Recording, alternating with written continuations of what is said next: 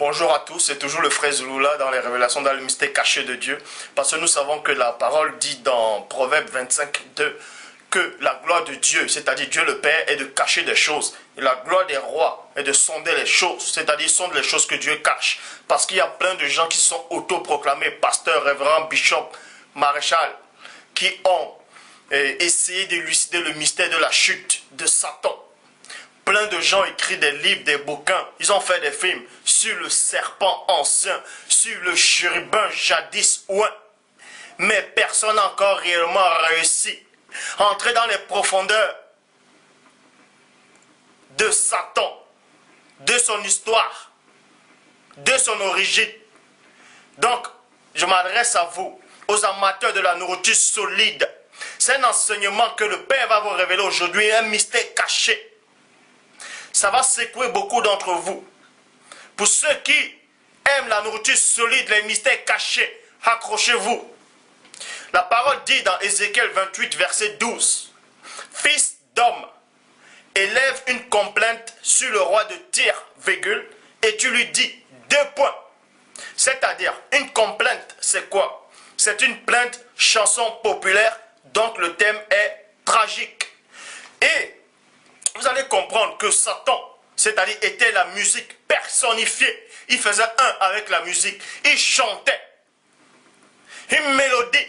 Il chantait des chansons qu'aucun humain sur la terre ne pourra l'égaler. Ne pouvait l'égaler si vous voulez. C'est donc le pourquoi Dieu le Père, le souverain maître de toute la réalité, a envoyé Ézéchiel aller prononcer une complainte, c'est-à-dire Ézéchiel a parlé à Satan, une complainte en chantant. C'est pour ça que Satan, le chérubin jadis ouin, n'aime pas Ézéchiel, il le déteste. Et la parole poursuit et dit ceci. Ainsi dit le Seigneur éternel, 2 points. Toi, c'est-à-dire en parlant de Satan, toi, tu étais la forme accomplie de la perfection, plein de sagesse, parfaite en beauté. Vous n'allez voir aucune créature dans l'histoire de la création dont on a décrit de cette façon, si ce n'est le chérubin jadis ouin. Tu étais en Éden, le jardin de Dieu. Donc, les mystères de Dieu vous révèlent ici que Satan, c'est-à-dire le chérubin jadis avant sa chute, était dans le jardin de Dieu. Il était en Éden, le jardin de Dieu.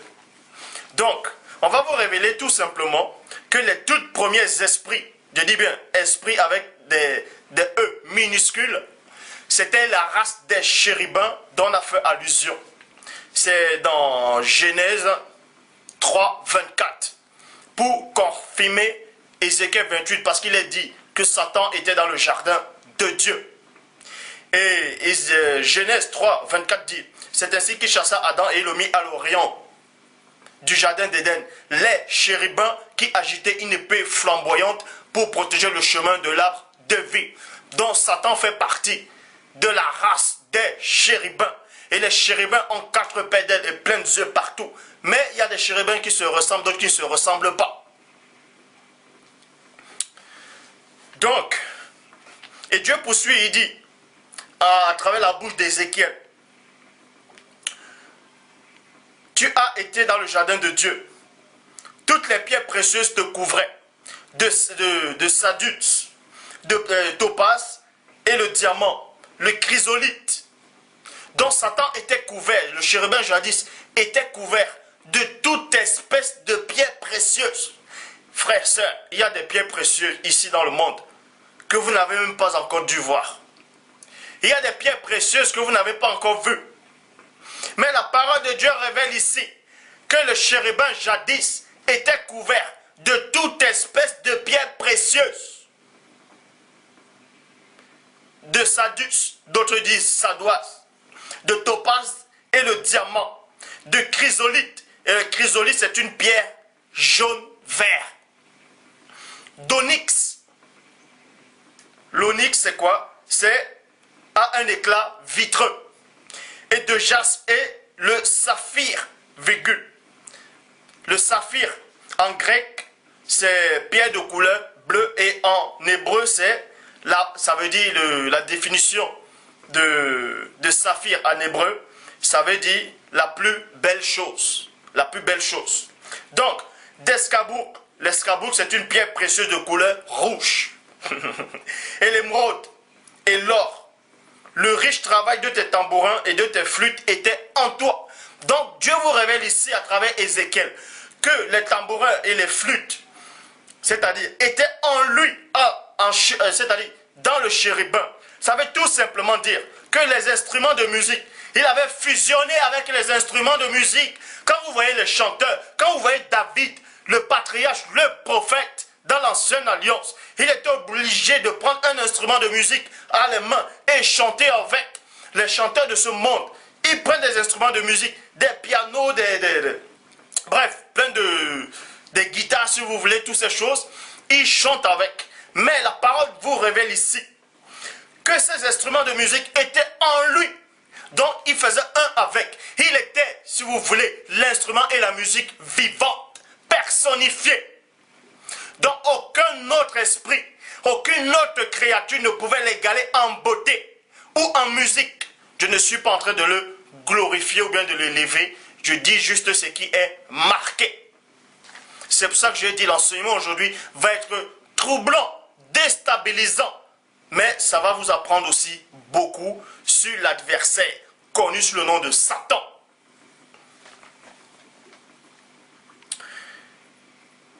Et l'émeraude et l'or, le riche travail de tes tambourins et de tes flûtes était en toi. Au jour où tu fus créé, ils étaient préparés. Point. Verset 14. Tu étais un chérubin ou un. Ouvrez attentivement les oreilles, frères et sœurs en Christ, vous qui aimez les bonnes révélations. Le verset 14 d'Ézéchiel 28 vous révèle ici que Satan était un chérubin ou un protecteur.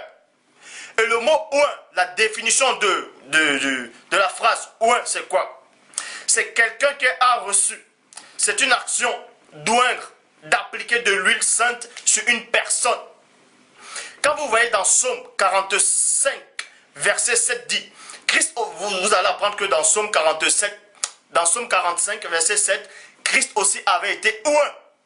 De même que Satan, jadis le chérubin ouin, a été ouin par l'Éternel des armées, par le Dieu vivant, le Dieu grand, glorieux et redoutable. On vous apprend aussi que Christ aussi avait été ouin. Pourquoi cette comparaison? L'enseignement d'aujourd'hui va vous troubler. Aux ailes déployées, et je t'avais embelli tel, je t'avais établi tel, donc Dieu l'avait établi tel. Dieu ne crée pas le mal. Dieu a créé le chérubin ouin, pur, parfait en beauté. Et le chérubin a voulu être Dieu. Et tu étais sur la sainte montagne de Dieu. Tu marchais au milieu des pierres étincelantes. Point. Donc, donnez-moi un verset ou bien montrez-moi un verset. Peut-être vous avez déjà dû lire ce verset. Une créature qui est sur la montagne, la sainte montagne de Dieu.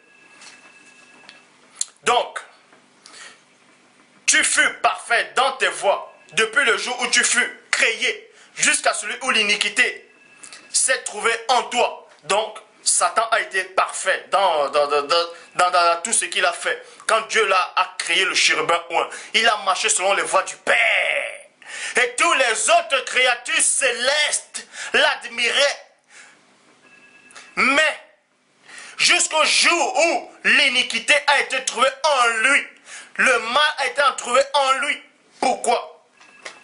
Dans le verset 16 dit, par l'abondance de ton trafic, virgule, ton intérieur a été rempli de violence et tu as péché ton intérieur. Donc c'est à l'intérieur de lui. Pourquoi? Parce que Jacques 1, 14 à 15 dit, mais chacun est tenté quand il a tiré à moncer par sa propre convoitise. Point.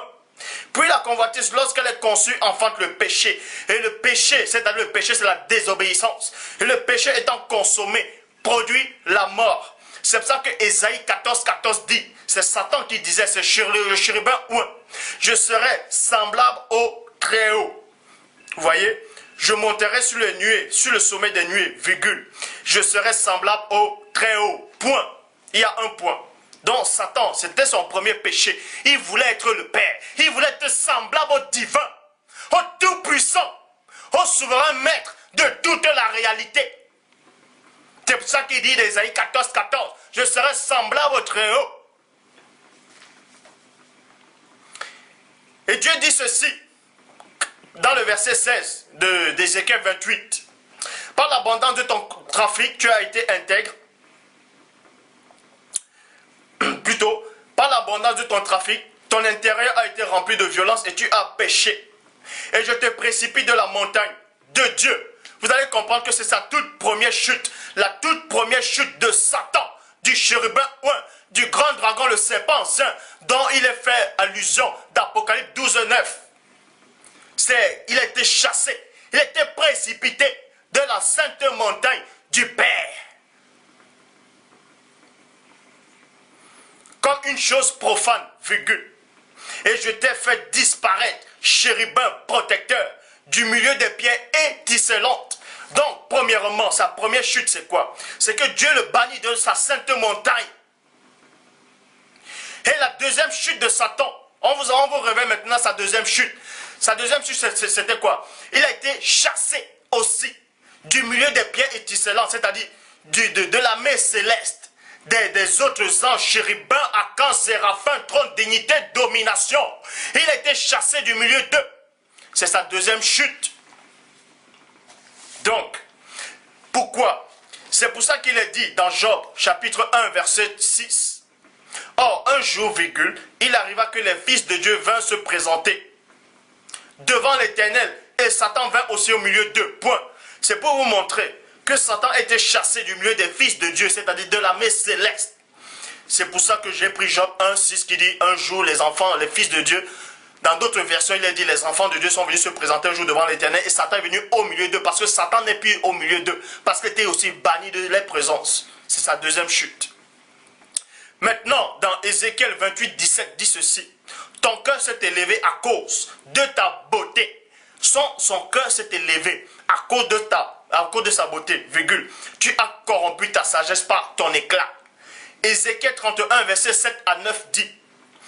Tu étais beau par la grandeur, par sa grandeur. Il était beau par sa grandeur, virgule. Par l'étendue de ses branches, car ses racines plongeaient dans les eaux abondantes. Point. Les cèdres, vous allez comprendre qu'on parle spirituellement et physiquement. Parce que Dieu dit dans Job 33, 14, Dieu parle cependant tantôt d'une manière, tantôt d'une autre, et non, on n'y prend point garde. Ça veut dire, quand on parle des cèdres ici, vous allez comprendre spirituellement aussi que c'est une autre forme d'existence, d'autre esprit. Les cèdres du jardin de Dieu ne lui surpassaient point. Et les cypres, c'est aussi d'autres formes de vie, n'égalaient point ses branches, virgule. Et les plantains, c'est-à-dire c'est une autre forme d'existence, n'étaient point comme ses rameaux. Aucun arbre du jardin de Dieu ne lui était point comparé en beauté.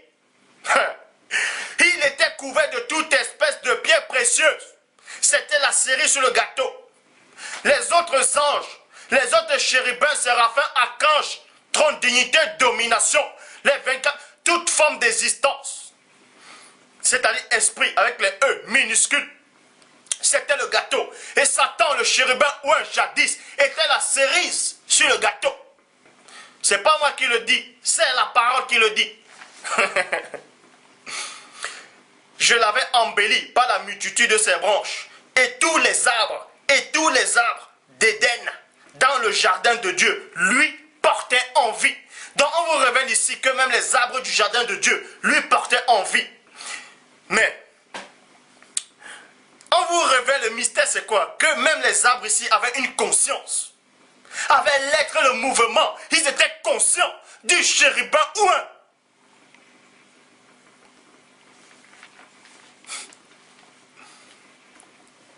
Mais ces arbres-là, c'est quoi? Vous allez comprendre que c'est aussi spirituel. Ézéchiel 28, 17. Ton cœur s'est élevé à cause de ta beauté. Vous voyez? Daniel 5, 20 dit.